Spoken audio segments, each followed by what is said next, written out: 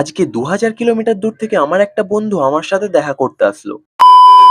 তো বন্ধুরা, আজকে ছিল আমার চ্যালেঞ্জের ৪৮ নম্বর। আর এই ৪৮ নম্বর দিনে আমাদের প্রথম কাজ ছিল এই টাওয়ার। এখানে কাজ ছিল একটা ফুটিং মার্কিং, সেটাই করছিলাম। আর এই জিনিসটাকে তোমরা কি বলবে তোমরা নিজেরাই ভাবো। একটা খেলনা জেসিবির মতো মাটি তুলছে এটা, তারপরও কি করবে, কাজ করতে হবে, করছে। তো ওই ছোট্ট গাড়িটার পিছনেই পয়েন্ট আসছিল, আর এই কাকাটা রড গাড়ছিল। তো ওই কাজটা হয়ে গেলে আমরা চলে যাই টাওয়ার 4 এর স্ল্যাব। আর এখানে কাজ ছিল লিফট চেকিং। তো প্রথমে কাজ করার জন্য পয়েন্ট শিফট করে নিলাম।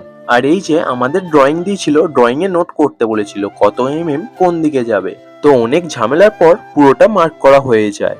আর তারপরেই আমার একটা বন্ধু আমাকে কল করে যে ও এখানে আসছে।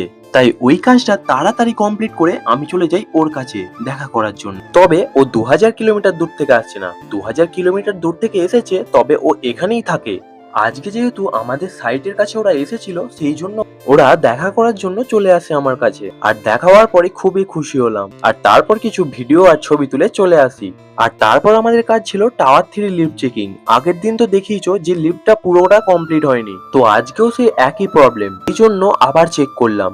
কিন্তু আজকেও ঠিক হলো না। তারপর ঠিক করতে বলার পর আমরা চলে আসি এনটিএ তে। আর এনটিএ তে একটা ছিল রাউন্ড কলম মার্কিং, যেটা ৩০০ অবজেক্ট করে পয়েন্ট দিতে হতো, আর সেটাই দিচ্ছিলাম। যেহেতু কংক্রিটটা শক্ত হয়ে গেছে, সেই জন্য পেরেক মারতেও পেরেকটা ঢুকছিল না, সেই জন্য পরিষ্কার করার পর মার্ক করে দিল। আর তারপর আমাদের কাজ কমপ্লিট হয়ে যায়। তারপর আমরা বাড়ির দিকে রওনা দিই। তো আজকের ভিডিও এতটাই। ভালো লাগলে লাইক করো, ফলো করো। দেখা হচ্ছে পরের ভিডিওতে।